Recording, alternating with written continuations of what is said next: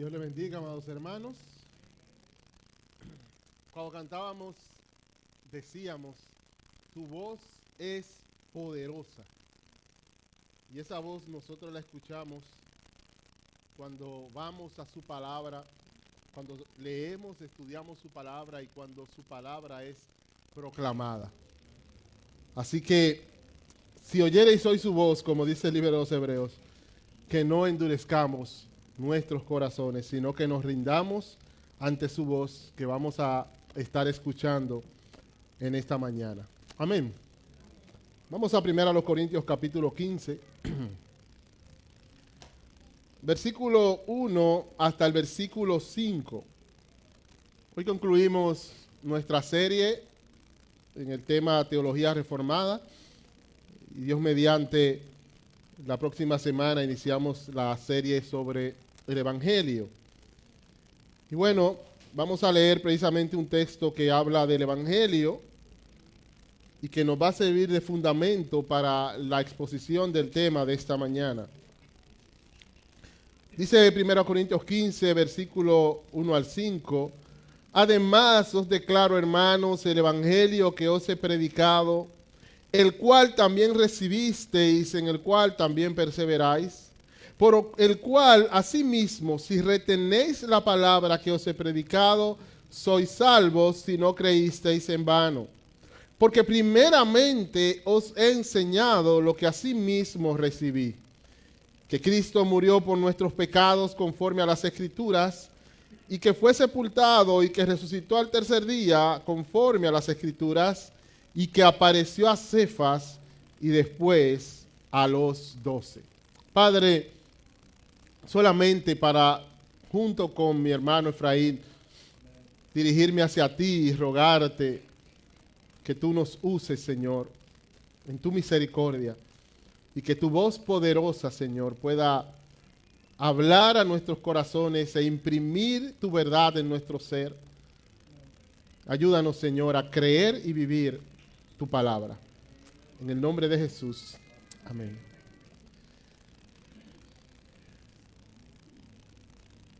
En el siglo XIX, un grupo de creyentes de diversas iglesias y denominaciones salieron de la denominación donde se encontraba cada uno de ellos, metodistas, bautistas, presbiterianos y de otras denominaciones, para iniciar un nuevo movimiento que ellos llamaron el movimiento de restauración.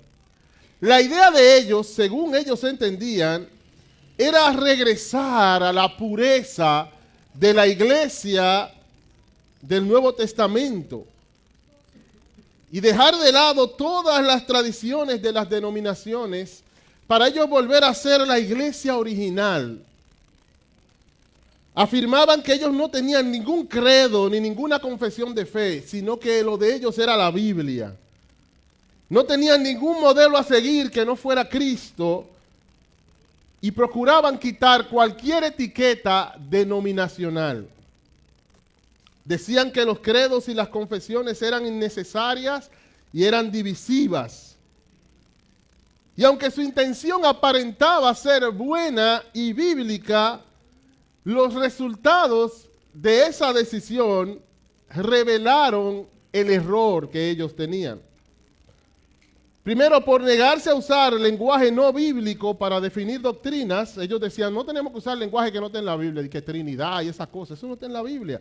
Vamos a usar el lenguaje bíblico para definir lo que está en la Biblia. Muchos de ellos terminaron negando o reinterpretando la doctrina claramente establecida de la Trinidad. Por una lectura superficial de la Biblia que ellos promovían, no, hay que ver lo que está ahí clarito. Terminaron afirmando que el bautismo es necesario para la salvación, porque hay textos que cuando tú lo lees superficial, parecen decir eso. Y como ellos abogaban solo el lenguaje bíblico, y entonces terminaron afirmando cosas que son contrarias a la enseñanza bíblica. Abrazaron el ecumenismo porque entendían que no había necesidad de nombres y identificarse con denominaciones, terminaron aliándose a todo el que dijera que es cristiano. Pero lo más extraño de todo lo que ellos hicieron fue que ellos terminaron haciendo lo que ellos se supone que contradecían, porque terminaron dividiéndose, precisamente por creencias que había entre ellos que no concordaban. Y unas personas que salieron de sus movimientos en nombre de no tener credo, terminaron dividiéndose por credos, porque al final todos tenemos credos. Querramos o no, queramos caer en una superficialidad y en un supuesto biblicismo y una supuesta sencillez, al final todos tenemos credo. Y lo mejor es ser sobrio y no ser superficial. Hoy día, lamentablemente, esa idea que fue la base de este movimiento es muy popular entre los cristianos. Lo mismo que ellos afirmaban, generalmente los cristianos de hoy lo afirman. Y dicen, no, yo no tengo ningún credo, solamente mi credo es la Biblia. Pero vimos cómo ese movimiento, por hacer esa afirmación, terminó negando la Trinidad, terminó diciendo que el bautismo es necesario para la salvación, terminaron en ecumenismo y terminaron dividiéndose ellos mismos. Eso nos muestra lo superficial que es decir eso. Yo no tengo credo, solamente la Biblia. Porque suena lindo, pero es una forma superficial de ver la realidad de la vida, que al final todos tenemos credos y lo mejor es tener un credo correcto. Se cree que oponerse a documentos confesionales es una forma de levantar en alto la sola Escritura. Esa es la idea. Pero eso es contradictorio porque precisamente quienes levantaron en alto la sola Escritura fue que nos dieron credos y confesiones. Los mismos que trajeron ese principio que, si lo tomamos en cuenta, ese principio, ese nombre no está en la Biblia. ¿Usted ha leído en la Biblia sola Escritura? No, eso es una declaración credal, confesional, de credo. No vas a encontrar sola Escritura en la Biblia, pero sí vas a encontrar la enseñanza de la sola Escritura en la Biblia. Y ellos que levantaron en alto este concepto de sola Escritura, ellos mismos escribieron credos y confesiones, mostrándonos así que una cosa no es en suplantación de la otra.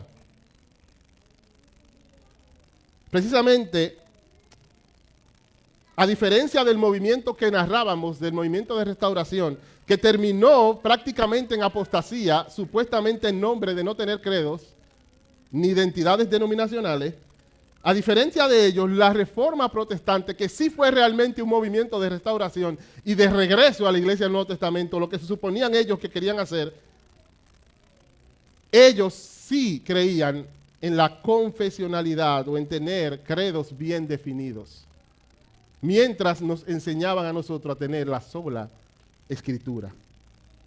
Es por eso que uno de los distintivos de la teología reformada es el principio bíblico de la confesionalidad. ¿Y qué es eso? Y es con ese principio que vamos a cerrar esta serie. La confesionalidad es el compromiso de una iglesia con un conjunto específico de creencias o doctrinas definidas, expresadas de manera pública y oficial. Confesionalidad viene de la palabra confesión, confesar algo de manera oficial o público. Y entonces es un compromiso que tiene una iglesia. Esa iglesia dice, yo estoy comprometido con un conjunto específico de creencias. No creemos eso de que no hay credo, no. Estamos comprometidos con un conjunto específico de creencias y doctrinas que además de eso están definidas. No están dejadas de que no, vamos a usar solamente el lenguaje bíblico. Y ellos terminaron con eso, creyendo que el bautismo es necesario para la salvación, porque Marcos dice, el que creyera y fuera bautizado será salvo. Eso hay que interpretarlo y hay que definirlo. No hay que dejarlo así. Entonces, una iglesia confesional tiene sus doctrinas definidas. Y además de definidas, las tiene expresadas. De una forma pública, o sea que todos pueden preguntar, ¿qué creen ahí? ¿Dónde yo puedo ver lo que creen? Pero aparte de pública, oficial. O sea, no es que cada semana, depende de quien predique, cambia lo que se cree. Como iglesia, nosotros aplicamos este principio suscribiéndonos a una confesión de fe específica. que es la Confesión Bautista de Londres de 1689. Y traje un ejemplar para que entendamos que nos referimos a un documento específico. No creemos que es la Biblia. No nos paramos aquí a predicar de eso. Cada domingo exponemos las Escrituras, pero entendemos que ese es un resumen de lo que nosotros creemos que la Escritura enseña. Y creemos que en ningún momento eso va a violar sola Escritura, porque precisamente quienes levantaron en alto el principio de sola Escritura comenzaron a escribir confesiones. Lo que pasa es que nos hemos dejado llevar de la mente superficial de este tiempo. Y por eso, entonces, cosas que no tienen nada que ver una con la otra, la mezclamos todas. Pero la superficialidad de esta generación relativista, individualista, a la que estamos muchas veces conformados sin darnos cuenta. ¿Cuáles son nuestros objetivos en esta mañana? En primer lugar, mostrar que la confesionalidad es un principio bíblico. O sea, no es un capricho de un grupo, es un principio bíblico que hay que tener una definición pública, expresada y oficial de lo que tú crees. En segundo lugar, mostrar que las confesiones de fe son la aplicación concreta y funcional de este principio. Los principios bíblicos hay que aplicarlos de alguna manera. ¿Y cómo aplicamos eso? Ay, no escriban nada, no pongan nada por escrito, que eso va a suplantar la Biblia y quedémonos ambiguo en el aire. Y que cada semana alguien traiga algo nuevo y no haya una forma de decir, eso no es lo que enseñamos, no. No, porque eso no es solo Escritura. No, nosotros creemos que los principios hay que buscar formas concretas de aplicarlo. Y la forma concreta de aplicar la confesionalidad es teniendo una confesión. Si no, todo va a quedar en el aire. Muy bonito, pero no hay aplicación real. En tercer lugar, mostrar que nuestra confesión de fe es entonces apropiada para aplicar este principio. Y vamos a ver tres cosas. En primer lugar, vamos a ver el principio bíblico basado en 1 Corintios capítulo 15, versículo 1 al 5. En segundo lugar, la aplicación histórica, cómo ese principio fue aplicado en la historia. Y en tercer lugar, la aplicación local, cómo lo aplicamos nosotros. Porque un principio de las Escrituras sin aplicación no tiene ningún sentido que simplemente lo proclamemos. Tiene que ver cómo se aplica eso en la realidad y cómo otros lo han aplicado. En primer lugar, el principio bíblico, y lo veremos fundamentado en 1 Corintios 15, 1 al 5. ¿Por qué? Al principio teníamos en mente 1 Timoteo capítulo 3, 15, 16, por ahí, que es lo que veíamos también en la lectura durante semana. Luego pasó en mi mente otro texto de 2 Corintios, de Timoteo, perdón, por causa de un libro que estoy leyendo. Sin embargo, este texto estaba como ahí todo el tiempo iluminándose, como, mírame. Y considerando algunas cosas de este texto, entendí que este texto nos enseña de manera precisa este principio. En primer lugar, por la intención de Pablo en este pasaje. ¿Qué es lo que Pablo busca en este pasaje? ¿Qué es lo principal cuando exponemos la Escritura? Lo primero que tenemos que ver, ¿qué busca el autor en este pasaje? Lo que Pablo está haciendo aquí es que Pablo está publicando de manera oficial la fe cristiana en oposición a una herejía que se estaba insertando en la iglesia. Capítulo 15, versículo 11, 12 dice, porque o sea yo, o sean ellos, o sea los apóstoles, así predicamos y así habéis creído. O sea, esto es lo oficial. Lo que yo le estoy diciendo aquí es lo que es oficial. Y si es Pedro, él predica eso. Si soy yo predico eso. Y eso es lo que ustedes creen. Pero, si se predica de que Cristo resucitó de los muertos, que es lo que predicamos, ¿cómo dicen algunos entre vosotros que no hay resurrección de muertos? O sea, había un grupo de gente diciendo una herejía. Y entonces Pablo lo que hace es recordarle qué es lo oficial. Esto es lo que se cree. Y esa es la intención de Pablo en 1 Corintios 15.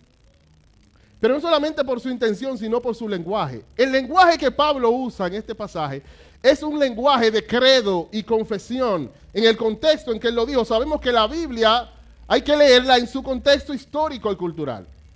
Y las palabras que usa Pablo aquí eran las palabras que usaban los rabinos para referirse a pasar una tradición a sí mismo como te la dieron. Te dieron esta tradición, pásala a sí mismo. Tú la recibes y tú la entregas.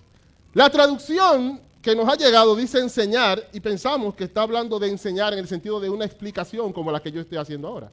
Asimismo os he enseñado. Pero la idea allí no es enseñar en el sentido de explicar, es de entregar exactamente algo. Y la ilustración que nos puede servir es lo que Dios le dice al pueblo en Deuteronomio 6. Jehová vuestro Dios, Jehová uno es. Y amarás al Señor tu Dios con todo tu corazón, con toda tu alma, con todas tus fuerzas. Y estas palabras que yo te mando hoy, las pasarás, las enseñarás a tus hijos y las repetirás. En esa práctica de resumir una doctrina, una tradición y dársela a otro, mira, así mismo, eso es lo que tú tienes que creer. Y Pablo es de eso es que está hablando, dice, así mismo, versículo 3, porque así mismo os he pasado lo que yo entonces había recibido. Un erudito del Nuevo Testamento llamado Gary Habermas dice que el lenguaje que Pablo está usando aquí es el lenguaje de los rabinos para hablar acerca de pasar creencias y tradiciones de manera precisa. Pero Pablo está diciendo que él pasó el evangelio de manera precisa porque él había recibido el evangelio. Así que lo que Pablo está haciendo aquí es presentando un credo, una confesión, que muchos han llamado el primer credo cristiano o el credo corintio. Y no es lo único que Pablo hizo así con los corintios, porque él usa esas mismas palabras en el capítulo 11, cuando él habla de la cena del Señor. Cuando él dice, porque primeramente os he enseñado lo que así mismo recibí. ¿Qué? Y usa el mismo que. Ese que es como anunciando, le voy a citar algo que ha sido pasado a sí mismo. ¿Qué yo recibí? Que la noche en que fue entregado el Señor Jesús tomó pan. La idea era que ese relato de la cena del Señor, Pablo lo había recibido a sí mismo y a sí mismo se lo había pasado a los corintios. Una manera de confesión acerca de lo que es la institución de la cena del Señor. Y entonces, lo único que Pablo le había dado a ellos no era el evangelio de esa forma. Pablo se lo había expresado varias cosas porque él dice primeramente, lo primero, es lo principal, es el evangelio. Pero también le había hecho eso con el tema de la cena del Señor. Considerando que Pablo lo que está aquí es enseñando una confesión de fe a la iglesia, vamos a ver este principio desde este texto. Y vamos a ver dos cosas. Estoy hablando del principio, no de cómo debemos aplicarlo nosotros, no, de cómo Pablo lo vivió y lo practicó. Y vamos a ver dos cosas aquí acerca del principio. El propósito de Pablo al confesar su fe y el proceder de Pablo al confesar su fe. ¿Cuál era el propósito de Pablo? ¿Por qué Pablo hizo eso? ¿Por qué Pablo le definió el evangelio? Mira, esto es. Le definió la cena del Señor. Mira, esto es. ¿Por qué? El propósito, en primer lugar, tenía que ver con la preservación de la verdad. Precisamente de eso es que él está hablando en el versículo 1, cuando él dice que ustedes perseveran en eso y dice, si ustedes retienen la palabra que yo os he predicado, sois salvos. Pablo sabía que su salvación dependía del evangelio. Obviamente nuestra salvación no depende de cada doctrina de la Biblia. Hay doctrinas que son necesarias para otras cosas, pero el evangelio es necesario para la salvación. Si se perdía el evangelio, se perdía el mensaje de salvación. Y él le dice, tienen que retenerlo. Pero ¿saben qué? No es lo único que el creyente debe retener, porque lo único no es la salvación. Había un problema de adoración en el capítulo 11 que tenía que ver con la cena. Y Pablo quería que ellos retenieran la doctrina en cuanto a la cena, porque si no retenían esa doctrina iban a adorar mal a Dios cuando se reunieran. Hermanos, debemos retener la verdad porque toda la verdad es necesaria para la iglesia. Toda.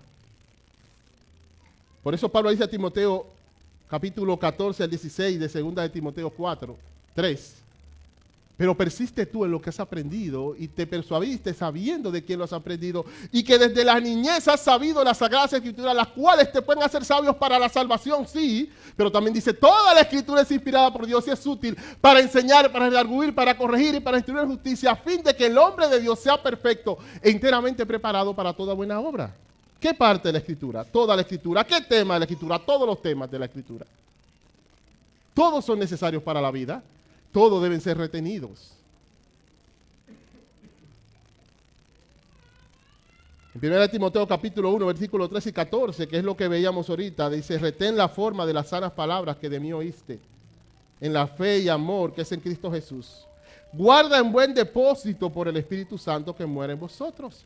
Habían unas sanas palabras que yo había escuchado y él dijo, reténlas. Es un depósito, es como un tesoro que te entregaron. Guárdalo completo, no solo el Evangelio, no, todo lo que yo te enseñé, guárdalo y reténlo.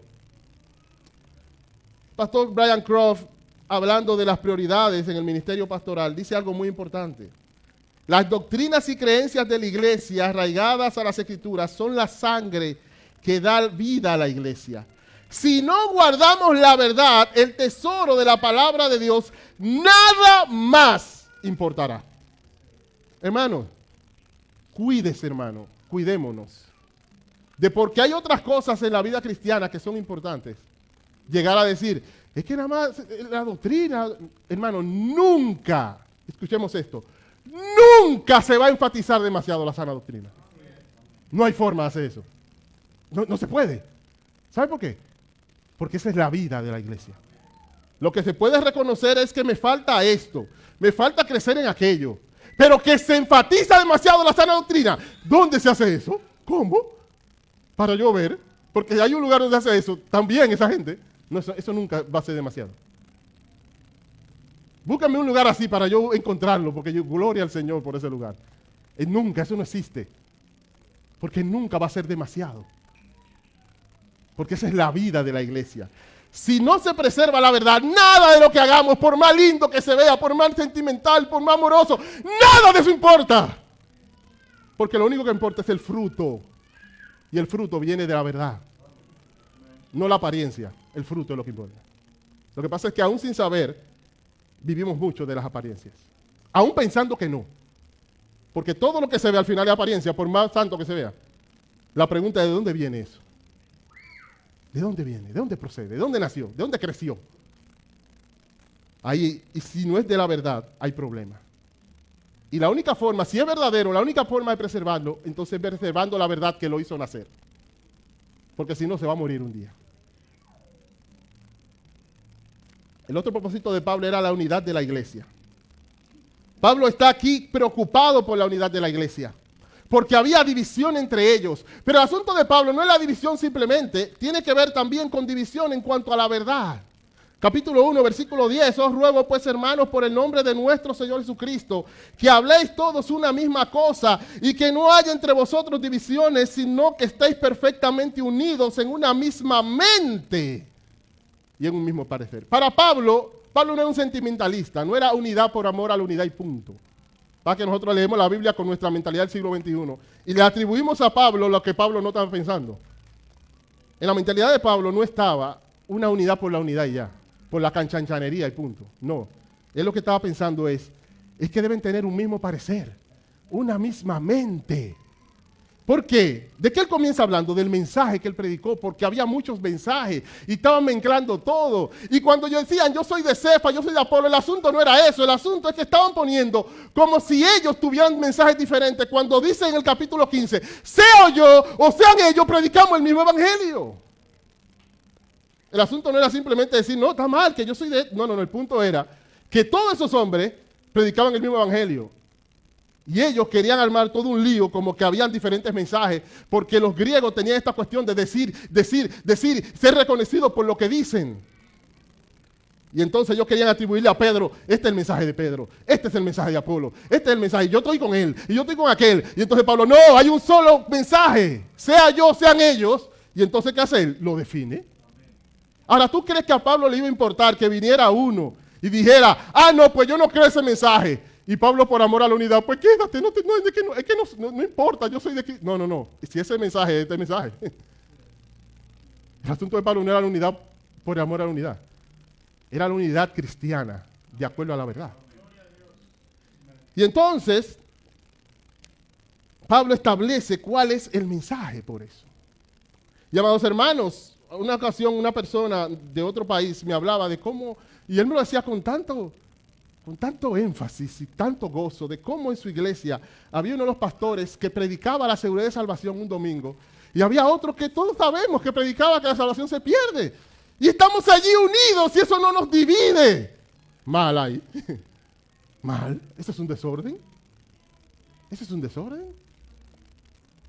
Y por eso la unidad verdadera tiene que ver con que desde aquí, independientemente a los énfasis, a las formas, se escuche un solo sonido. Un solo mensaje. Y eso es lo que Pablo quería en Corintios.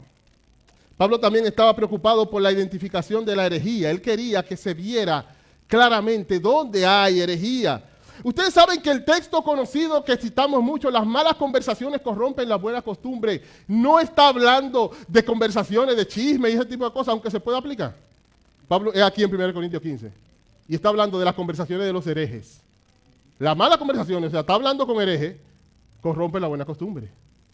Y entonces él, para identificar a los herejes, en versículo 11 al 14 dice: porque sea yo, sean ellos, así predicamos y así habéis creído, porque si se predica de Cristo que resucitó de los muertos, ¿cómo dicen algunos entre vosotros que no hay resurrección de muertos? Porque si no hay resurrección de muertos, tampoco Cristo resucitó. Y si Cristo no resucitó, vana es entonces nuestra predicación, vana también es nuestra fe. Pablo está diciendo, miren, está establecida la doctrina de manera clara. Así que cuando venga alguien diciendo algo que contradiga eso, o contradiga alguna implicación, no lo escuchen.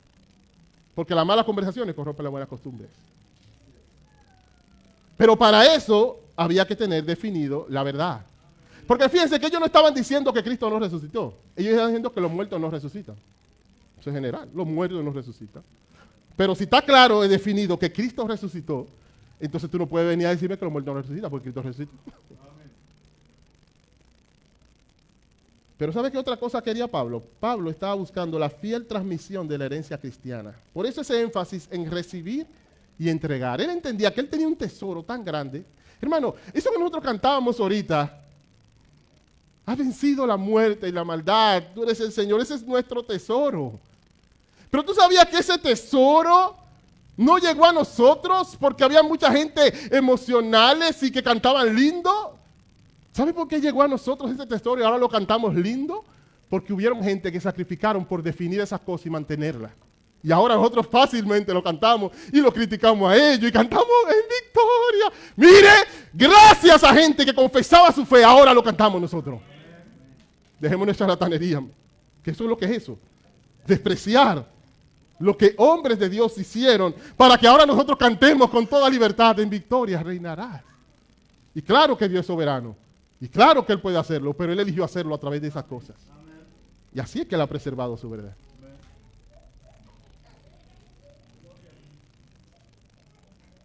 ¿Y qué hizo Pablo? ¿Cómo Pablo procedió entonces? ¿Sabes cómo él procedió? En primer lugar, Pablo definió la verdad. Pablo, para él poder cumplir esos objetivos de la unidad de la iglesia, de preservación de la verdad, de identificar a los herejes y de pasar esa herencia cristiana con fidelidad, lo que él hizo fue definir públicamente su fe. Él dijo, mira, este es el evangelio, no es otro, este es.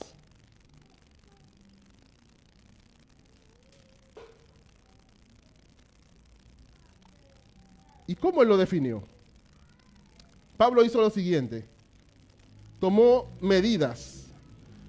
La medida que él tomó primero fue que él hizo un resumen oficial de su fe. Pablo resumió su fe de manera oficial. Cuando tú lees el evangelio predicado por Pablo en Hechos o por Pedro, vas a ver que tiene muchos elementos, más que simplemente estas 3 declaraciones.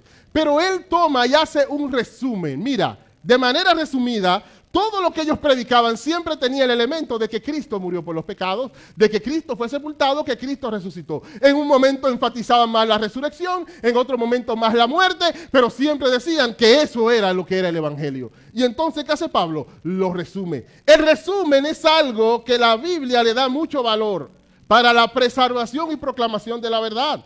Miqueas nos dice 6:8, oh hombre, Él te ha declarado lo que es bueno. ¿Y qué pide Jehová de ti? Solamente. Y tú dices, ¿solamente? Sí y no. Solamente hacer justicia, Amar misericordia y humillarte ante tu Dios. Solamente eso, porque si tú sumas todo lo que Él manda, es eso. Pero sabemos que hay más detalles. Sin embargo, ese resumen te ubica. Y dice, ok, eso es lo que Dios pide de mí. El mismo Señor Jesucristo resumió toda la ley en 2 mandamientos, amar a Dios y amar al prójimo. Pero esos 2 mandamientos eran un resumen de otro resumen, que los 10 mandamientos también son otro resumen, porque no es todo lo que debemos hacer de manera detallada, pero sí es todo lo que debemos hacer. Por eso Jesús, cuando habla de los 10 mandamientos, dice, mira, el mandamiento no adulterarás incluye también tal cosa. La Biblia nos enseña el principio de la necesidad de resumir una y otra vez. Y Pablo es lo que hace aquí, resumir el Evangelio. Pero lo otro que hace Pablo es registrar. Un resumen oficial, pero también un registro oficial. Fíjense que ya él le había predicado eso a los corintios. Y ellos se olvidaban. Ellos necesitaban tenerlo registrado. Precisamente las escrituras Dios las revelaba, pero los hombres de Dios la iban registrando. Éxodo 17:6 dice, Jehová dijo a Moisés, escribe esto para memoria en un libro y di a Josué que raeré del todo la memoria de Amalek de debajo del cielo. Escríbelo. ¿Por qué hay que escribirlo? Para memoria. ¿De qué manera puede permanecer algo de generación en generación si no se escribe, si no se registra? Isaías 38, ve pues ahora y escribe esta visión en una tabla delante de ellos y regístrala en un libro para que quede hasta el día postrero, eternamente y para siempre. ¿Cómo queda algo? Para que todas las generaciones lo recuerden. Cuando tú lo escribes, ahí queda registrado. Por eso la Confesión Bautista de Londres habla de cómo Dios quiso preservar su revelación de la Escritura por registro. Por tanto, agradó al Señor en varias ocasiones y de diversas maneras revelarse a sí mismo y declarar su voluntad a su iglesia, y luego con miras a la mejor preservación y propagación de la verdad y para la firmeza y consuelo de la iglesia contra la corrupción de la carne y la maldad de Satanás y del mundo, poner la misma completamente por escrito. Y por eso nadie nos puede venir hablando de otra cosa que no esté en las escrituras, porque fue registrada la voluntad de Dios. Pero también eso nos está dando un principio a nosotros. Nos está enseñando la importancia del registro. La importancia de registrar las cosas. Así como los salmos no simplemente nos están diciendo que hay que cantar los salmos, sino que hay que cantar al Señor. Y a veces no va a ser literalmente los salmos. Así ese registro nos está enseñando un principio para nosotros también. Que las cosas se registran con lo mismo propósito. Para memoria, para que permanezcan. Porque somos volubles. Confiamos demasiado en nosotros, los seres humanos, cuando nos registramos. Tan pecadores que somos.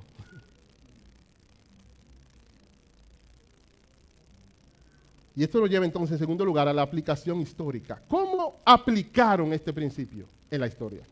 Lo que vimos aquí es que Pablo, ante la realidad de lo que él buscaba, que era la unidad de la iglesia, la preservación de la verdad, la identificación de la herejía y la fiel transmisión de la herencia cristiana, entendió que él tenía que definir la doctrina.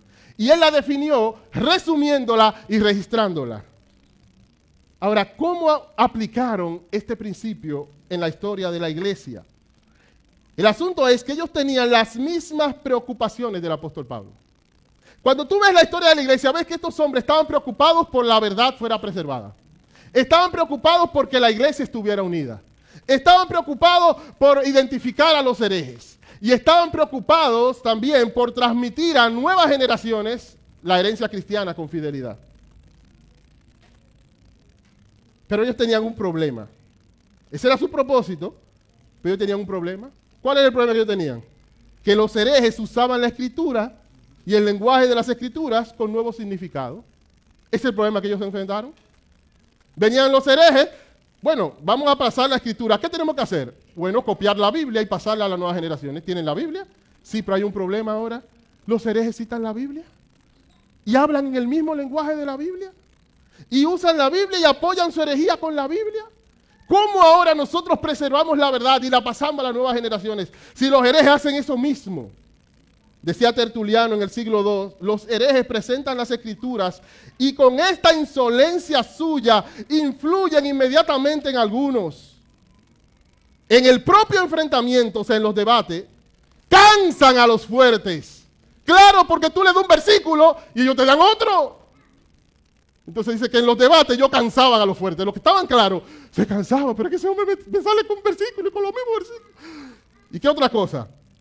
Atrapan a los débiles. En esa tiradera de versículos hay un grupo que son los débiles y están oyendo a los dos. Y fulano habla más duro y dice los versículos más duros. Y dice, ay, pero este tiene la razón, porque la Biblia que la cita más duro. Y despiden a los vacilantes con duda, porque era una guerra de versículos que había ahí. Entonces los vacilantes, ay, yo no sé nada ahora. Yo no entiendo esto. Y entonces, ¿cuál fue su proceder? Su proceder fue definir oficialmente su entendimiento de la enseñanza bíblica. Ellos no debían redefinir la verdad. Lo que Pablo hizo, ellos no tenían que hacerlo literalmente. Ellos no tenían que agarrar y definir el evangelio, porque ya Pablo lo definió. Pero sí tenían que definir su entendimiento de él. Sí había que definirlo. Siguiendo el mismo ejemplo de Pablo, no llegando a ser como Pablo, porque Pablo lo definió como apóstol, pero seguir el ejemplo de Pablo en su caso era entonces definir lo que yo entiendo de lo que Pablo escribió. ¿Y qué medidas ellos tomaron para definir oficialmente la verdad? Y eso es lo que vamos a ver ahora, amados hermanos. Si ténganme paciencia en esta mañana, que es muy importante lo que estamos viendo. En primer lugar, ellos tuvieron que hacer lo mismo que Pablo en el sentido de resumir. Un resumen. Lo primero que ellos hicieron fue resumir su fe. Ellos tenían algo que llamaban la regla de fe. La regla de fe era una serie de doctrinas resumidas que en los autores antiguos, tú lees a Tertuliano, lees a Ireneo, lees a Ignacio, y todos hablan y dicen, porque conforme a la regla de fe, y la regla de fe era algo que ellos tenían en común. Usaban lenguajes diferentes porque al principio no estaba definida de forma escrita, pero eran los mismos puntos que ellos resumieron para identificar a un hereje. ¿Cuáles eran esos puntos? Dios como creador, Cristo su Hijo persistente, su encarnación, vida, muerte y resurrección y ascensión, el ministerio del Espíritu Santo en la iglesia, la segunda venida y el establecimiento del reino y el juicio final. Eso ellos le llamaban la regla de fe. Más adelante, ellos entendieron que tenían que formalizar eso y de ahí nació lo que conocemos como el credo de los apóstoles, que a veces cantamos, muchas gracias hermano, que a veces cantamos los domingos, pero que es ese credo que ellos más adelante escribieron en el siglo IV, donde resumían las mismas verdades que estaban en la regla de fe. Pero ellos tenían que dar un paso más aparte del resumen. Era la reflexión.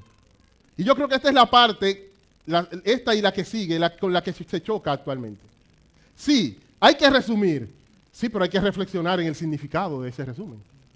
Jesús es el Hijo de Dios, pero ¿qué significa para ti eso? ¿Y qué significa para nosotros? ¿Y qué oficialmente decimos nosotros que significa eso? En el concilio de Nicea, que fue donde se discutió el tema de la deidad de Cristo, había ese problema. Los herejes estaban dispuestos hasta a decir que Jesús es Dios. La pregunta era, ¿qué significaba para ellos que Jesús es Dios? Dice Samuel Miller, cuando el concilio inició el examen del tema, se encontró extremadamente difícil obtener de Arrio una explicación satisfactoria de su punto de vista. No solo estaban dispuestos, como el más ortodoxo de los presentes, a profesar que creía en la Biblia, sino que también se declaró dispuesto a adoptar como suyo todo el lenguaje de las Escrituras, en detalle, en relación con la persona y el carácter del bienaventurado Redentor. Los ortodoxos repasaron los diversos títulos que Cristo expresaba, que expresaban de Cristo su divinidad, como Dios, el Dios verdadero, la imagen expresa de Dios, a cada uno de los cuales Arrio y sus seguidores suscribieron con prontitud, reclamando el derecho, sin embargo, a dar su propia interpretación a las corrientes bíblicas en cuestión.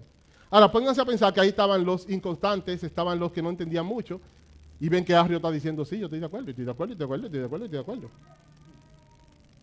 Tras emplear mucho tiempo e ingenio en vano para intentar sacar a este astuto ladrón de sus escondites y obtener de él una explicación de sus puntos de vista, el concilio descubrió que sería imposible lograr su objetivo mientras le permitieran afianzarse detrás de una mera profesión general de creencia en la Biblia.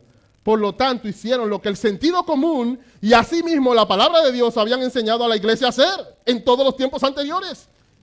Y lo único que puede permitirle detectar el ingenioso defensor del error, expresaron en su propio idioma lo que suponían que era la doctrina de las Escrituras sobre la divinidad del Salvador. En otras palabras, redactaron una confesión de fe sobre este tema, que pidieron a Arrio y a sus discípulos que se suscribieran. Los herejes rechazaron esto y por tanto prácticamente llegaron a reconocer que no entendían las Escrituras tal como los entendía el resto del concilio. Todos los simples que estaban ahí, que siempre están en el medio así, cuando vieron que dijeron, no, eso yo no lo confieso. Ok, está claro, ellos no están citando la Biblia nada. Y ese es el punto. No un asunto de parecer antiguo, de que, y todo este asunto de que confesión, no es eso, hermano. Es que la verdad está en las Escrituras, pero los herejes la confiesan. Los que están en el error la confiesan. Y debemos decir, bueno, nosotros entendemos esto de lo que enseña la Escritura. El pastor John Piper, hablando del mismo acontecimiento del Concilio de Nicea, dice, el lema, la Biblia es nuestro único credo, se usa a menudo como un manto para ocultar el hecho de que el lenguaje bíblico se usa para afirmar falsedades. Esto es lo que Atanasio, que era uno de los que estaba ahí en el concilio, encontró tan insidiosamente en el Concilio de Nicea. Los arrianos afirmaron sentencias bíblicas. Y entonces, a veces, como dice Piper, hay que usar el lenguaje no bíblico para preservar el lenguaje bíblico. Por eso tenemos palabras como Trinidad, que no están en la Biblia, pero preservan esa verdad de quién es Dios. Y que los que del movimiento de restauración que citamos ahorita quisieron despegarse de ese lenguaje y terminaron negando esa doctrina. Porque esas cosas son necesarias. ¿Qué otra cosa hicieron ellos? Imitaron a Pablo en el registro. Como vimos en el relato anterior, ellos tuvieron que redactar lo que ellos creían. De una manera que eso quedara para la posteridad. Porque ya ganamos esta victoria y vamos a estar ganándola una y otra vez. Tenía que pelear la misma batalla. No, vamos a escribir lo que es esto. Se acabó. Cerramos ahí. Y en último lugar, con relación a lo que ellos hicieron, retención. ¿Y a qué me refiero con retención? Que ellos no intentaron en cada generación inventar de nuevo. Hay un registro. A esto fue que se llegó. No vamos a estar inventando todos los años otra vez. No, es que tenemos que ser bíblicos, no en documentos. Y otra vez, el mismo asunto, ya eso está definido por la iglesia de Cristo, con las Escrituras. Vamos a retenerlo. Es por eso que los reformadores, y ojo con los reformadores, porque muchas veces, como Martín Lutero se paró de frente contra la iglesia, y aunque nadie más creía eso, él lo creía, se piensa como que es que ellos vinieron a inventar algo nuevo. No. ¿Tú sabes por qué Martín Lutero se paró firme? Porque esa era una verdad que estaba claramente en las Escrituras, de lo cual dependía la salvación de los pecadores, pero que nunca antes había sido definida de manera clara históricamente. Eso hablábamos con Ray esta semana en la casa, que precisamente esta verdad antes no había sido definida. Los padres de la iglesia, tú ves que ellos hablan de la justificación, pero nunca de manera oficial. Mira, esto es lo que creemos de la justificación. Precisamente el no estar definido fue lo que Satanás usó para desviar a la iglesia. Como eso no está definido, por siglos entonces la iglesia se perdió con la doctrina de justificación. Y hubo un hombre que Dios llamó soberanamente, se detuvo en las Escrituras, pero ¿qué sabes que hicieron después de una vez ellos? Lo registraron. Esto es lo que creemos sobre la justificación. Y así no ha llegado a nosotros hoy. Porque esa es la realidad. No es un asunto de ser ilusos, es un asunto de ser reales. ¿Cuál es la realidad? Que si no se registra y se define, volvemos a lo mismo otra vez, a la ambigüedad. Esa es la realidad. Por eso Carl Trueman dice, todo el material confesional protestante se situó conscientemente dentro del marco básico trinitario y cristológico establecido en las formulaciones de los credos de la iglesia primitiva. Los reformadores y sus sucesores estaban agradecidos y apreciaban el gran trabajo teológico de la iglesia a través de los años. Aunque creían firmemente que todo, incluidos sus propios documentos confesionales, estaban sujetos a ser normados por las Escrituras, no creían que el testimonio de la iglesia tuviera que reinventarse cada domingo. Ellos no creían eso. Están así que lo que está diciendo Trueman es que ellos, aunque entendieron que la justificación por la fe, la iglesia no la había confesado de manera clara, no fue que dijeron, bueno, ahora vamos a tener que verlo en la Trinidad, si es verdad, y vamos a reformular la Trinidad. o la idea de Cristo. No, ellos agarraron lo mismo que se dijo en la iglesia primitiva, porque ellos entendían que esa es la verdad. Y eso mismo pusieron en sus confesiones, lo mismito. No reinventaron. Ellos retuvieron lo que la iglesia, porque si la idea es traspasar una herencia y otros mantuvieron la herencia en el pasado y nos la pasaron así, bueno, intactamente vamos a pasar esa misma herencia a través de los siglos. Y eso entonces nos lleva a nosotros. ¿Cómo nosotros lo aplicamos como iglesia? Hermano, te voy a decir algo de todo corazón. Lo que Dios usó para preservar la verdad hasta el día de hoy fue gente que no es como nosotros. ¿A qué me refiero? Desde una perspectiva humana, si la gente de los antaños hubiese pensado como el cristiano de hoy, a nosotros no nos llegaran esas verdades. Esa es la realidad. Si pensaran como nosotros, y cuando digo nosotros es lo común, esas verdades no nos llegaban. Claro, sí, entendemos, Dios es soberano, pero entendemos a qué estamos hablando. La misma Biblia habla en ese lenguaje. Tú no recibes porque no pides. Sabemos que recibimos porque Dios, pero la Biblia presenta, ¿cómo predicarán si no fueran enviados? Hay cosas que la iglesia tiene que hacer. Y hablando de una perspectiva humana, si ellos fueran como nosotros, no llegaba ni a una esquina la doctrina de la Trinidad. Porque en nombre de un biblicismo falso, a veces hipócrita, a veces ingenuo, lo que hacemos es decir, no, esas cosas no importan. Y esa verdad llegaban hasta la esquina y iban a llegar. Pero gracias a Dios que ellos no eran como nosotros. Y ellos entendían que había que resumir, registrar las cosas y preservarlo para que llegara hasta nosotros. Y entonces ahora nosotros cantamos. Muy bonito. Pero gloria al Señor por esos hombres. Amados hermanos, nosotros como iglesia hemos adoptado esta confesión. Bautista de Londres de 1689. Y nuestro deseo no es añadir nada a las Escrituras, todo lo contrario. Nuestro deseo es preservar la verdad de la Escritura, imitando el ejemplo de cómo fue preservado a lo largo de la historia y cómo nos llegó a nosotros a lo largo de la historia. No es nada nuevo. Es lo que el cristianismo siempre ha hecho. Ha sido bueno y ha sido basado en principios bíblicos. Pero esta generación cree que ella entiende todo. Nada de lo que otros entendieron. No, yo desde aquí, desde este punto chiquitito en la historia, yo entiendo todo mejor que todo el mundo. Y esa es la arrogancia de la generación que nos ha tocado vivir. Y voy a dar unas razones para terminar de por qué tomamos en cuenta esta confesión. En primer lugar, por su sujeción definida a las Escrituras. Ellas mismas dicen, el juez supremo por el que deben decidirse todas las controversias religiosas y por el que deben examinarse todos los decretos de concilio, las opiniones de autores antiguos, la doctrina de los hombres y espíritus particulares y cuya sentencia debemos acatar, no puede ser otro sino las sagradas escrituras entregadas por el Espíritu.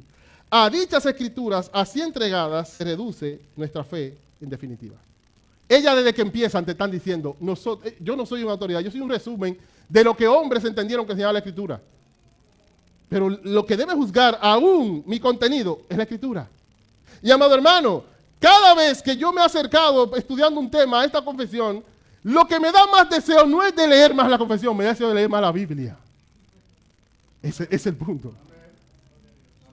Para que no lo menciona públicamente, y le voy a decir claro, porque muchas veces no lo hemos adoptado. Y hay que repetir lo que no se adopta. Como el autor de Hebreo, tengo que repetírselo, porque ustedes no se llama maestro, hay que estar repitiendo. Y muchas veces por eso se repite. Pero saben, hermanos, si lo adoptamos, oye, es Biblia que va a salir de ahí. Gente amando la Biblia. Gente buscando la Biblia, estudiando la Biblia, buscando esas declaraciones para buscar en la Biblia. ¡Biblia! Es eso. Y ese ha sido el fruto a lo largo de la historia. No otro. Y a veces se repiten las cosas, porque es sabido que muchas veces se piensa, no, eso, los pastores están con ese asunto. Y yo he escuchado gente, hasta de mí lo han dicho. Y por eso lo digo así, normal. Porque es algo que se ha hablado, de personal, en grupo, en todas formas. Y por eso lo estoy diciendo ahora. El asunto no es eso, hermano. Es la Biblia, la palabra de Dios. Y usted puede ver y juzgar y decir si lo que se predica aquí no es Biblia. Y lo podemos decir aquí abierto. No es Biblia lo que se predica aquí. Vamos a repetir positivo o negativo. ¿Sí o no? No es Biblia lo que predica. Eso es. Eso es. No crucemos. sin necesidad. Lo otro es su apego, y hermano, estoy hablando así porque yo creo que hay cosas que si no en un momento no se dice, mira, aquí esto y esto, siempre va a quedar como en el aire. Para que estemos claros. Y que estemos claros de que sabemos de qué estamos hablando y por qué lo estamos hablando. No es puya, es directo. En segundo lugar, su apego a las formulaciones cristianas primitivas. Otra razón por la que amamos esta confesión es porque no buscaron reinventar las formulaciones cristianas. Nosotros creemos que la Trinidad, vamos a decirlo de otra forma. No, ellos lo dijeron así. Eso estuvo bien, eso preservó esa verdad durante siglos. Vamos a dejarlo así mismo. Otra cosa es su enfoque reformado. Esta misma doctrina que hemos estado predicando domingo tras domingo en esta serie, eso es lo que la confesión tiene. Que Dios es supremo y soberano en la salvación.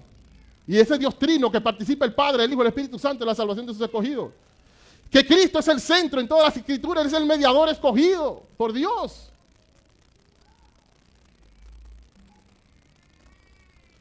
Que la adoración a Dios es la que Él manda, el principio regulador. Está en la confesión.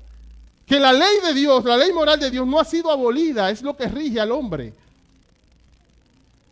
Y que la forma en que Dios se ha relacionado con el hombre siempre ha sido a través de pactos. Sencillamente lo que vemos esto como una forma de recordarnos siempre esas verdades, para que nunca las olvidemos. Y para que nos paremos aquí entonces a recordársela a ustedes, no leyéndola a ella, aunque la citamos para el entendimiento de ciertas cosas, sino explicándole Biblia todos los domingos. Y eso lo podemos decir con todo el corazón. Biblia, Biblia, Biblia todos los domingos. Entonces, ¿cuál es el asunto?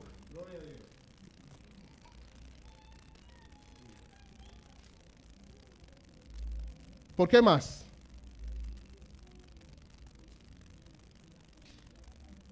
Por su sana eclesiología. Cuando se escribió esta confesión, había una antes, que había sido escrito antes, la confesión de Westminster.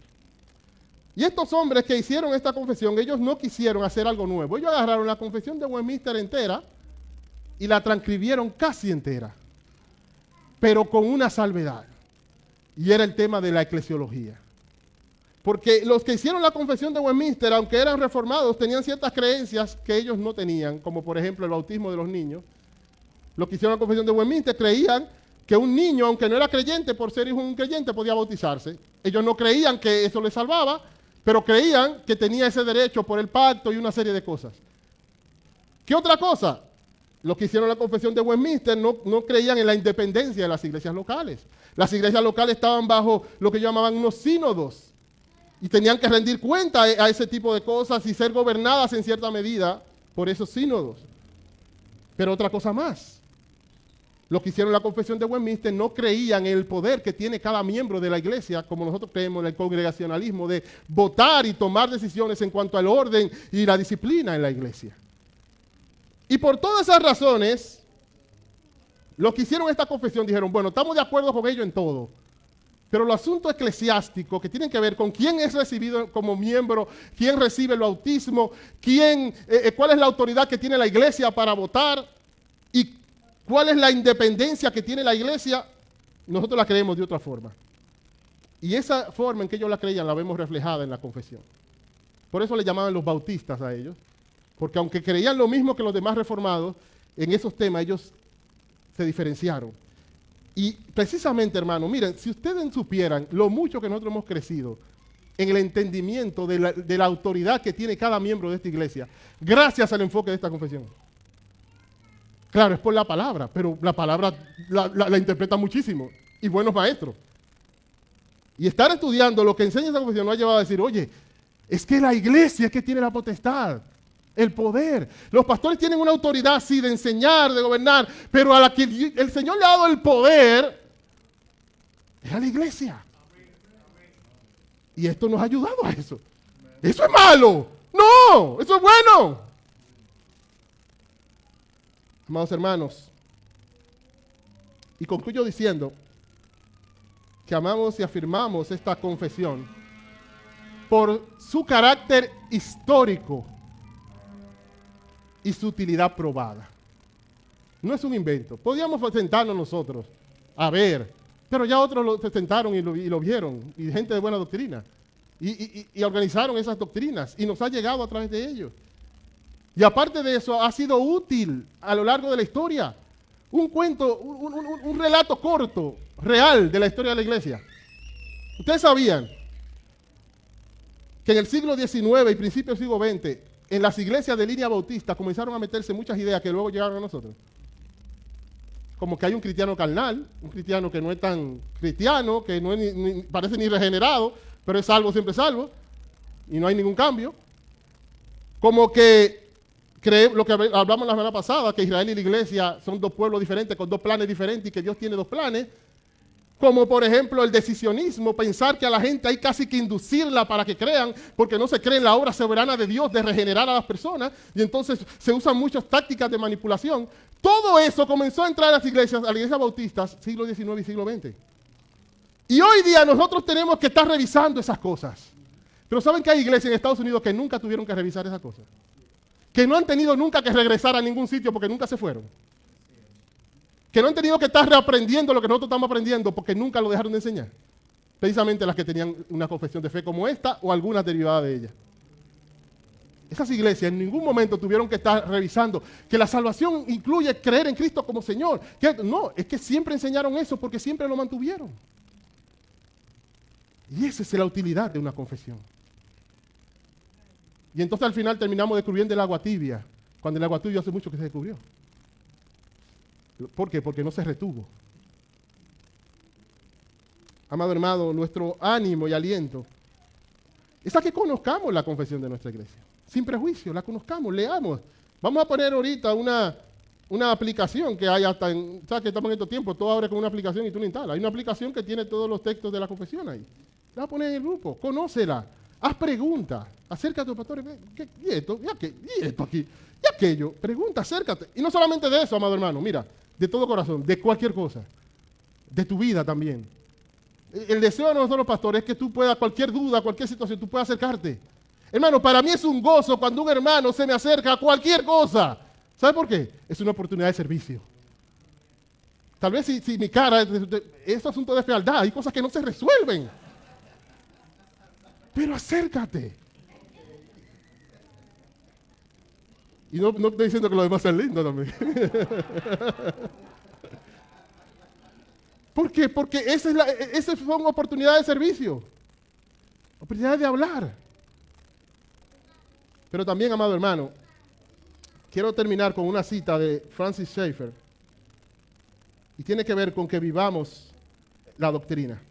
Al final, el apóstol Pablo, después que él defiende la doctrina, él dice, así que, hermanos, vosotros, sean firmes en el Señor siempre, creciendo en la obra del Señor. ¿Sabe por qué él hace ese así que? Porque toda doctrina tiene así que es. Toda doctrina ha sido dado para algo de la vida. Así que nuestro deseo con esta serie no era que seamos un grupo de creyentes que creen en la confesión simplemente, o creyentes que saben articular bien la sana doctrina. No, es que entendemos que la doctrina es la vida de la iglesia. Francis Schaeffer decía, con frecuencia los hombres han actuado como si hubiera que escoger entre la reforma y el avivamiento. Algunos piden reforma, otros avivamiento, y tienden a mirarse entre sí con sospecha. Pero reforma y avivamiento no están en contraste entre sí. De hecho, ambas palabras están relacionadas con el concepto de restauración. La reforma habla de una restauración a la doctrina pura, el avivamiento de una restauración a la vida cristiana.